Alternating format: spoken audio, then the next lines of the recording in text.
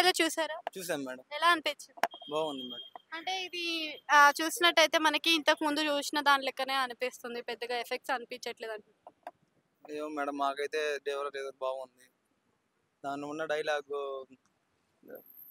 ధైర్యాన్ని ధై కాదు madam. Dialogue ఉంది ఒకటి. ఆ డైలాగ్ బాగా నచ్చింది. ఆ డైలాగ్ ద్వారా సినిమా ఆల్మోస్ట్ 1000 క్రోర్స్ క్రాస్ చేసిద్దని మా అంచనాగా ఉంది. అయితే ఇందులో డ్యూయల్ రోల్ ఉంది గదా! ఎన్టీఆర్ గారిది. సో, బావుంటుందంటారా? అంటే వర్కౌట్ అవుతుందా డ్యూయల్? బాగుంటుంది మేడం. ఆల్రెడీ మనం చూసాం కదా మేడం. Dual role.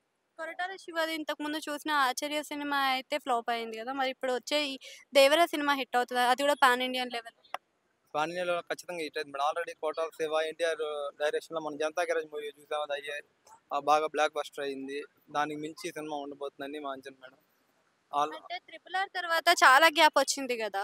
సో, ఇంత గ్యాప్ తర్వాత వచ్చే సినిమాకి వర్కౌట్ అవుతదనొచ్చా మరి ఎన్టీఆర్? లేట్‌గా వచ్చిన లేటెస్ట్‌గా వస్తుంది కాబట్టి సినిమా ఆల్మోస్ట్ 1000 క్రోర్స్ క్రాస్ చేసింది మేడం ఈ సినిమా. ఆల్మోస్ట్.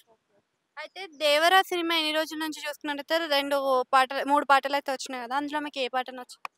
ఆల్మోస్ట్ అన్ని సాంగ్స్ బానే ఉన్నాయి మేడం. అన్నీ నచ్చాయి నాకు. ఇందులో మనకి సైఫ్ అలీ ఖాన్, ఇంకా జాన్వీ కపూర్ బాలీవుడ్ వాళ్ళు ఎక్కువ కనిపిస్తున్నారు గదా! సో, మరి తెలుగు ఆడియన్స్‌కి కనెక్ట్ అవుతారంటారా? ఖచ్చితంగా అవుతుంది మేడం. మన వాళ్ళకి ఎక్కువ బాలీవుడ్ వాళ్ళ మీద ఫోకస్ ఎక్కువ ఉంది. అక్కడి నుంచి ఉంది. సినిమా బాగా హిట్ అయిద్దని మేము అందరం ఆశిస్తున్నాం. థాంక్ యూ అండి.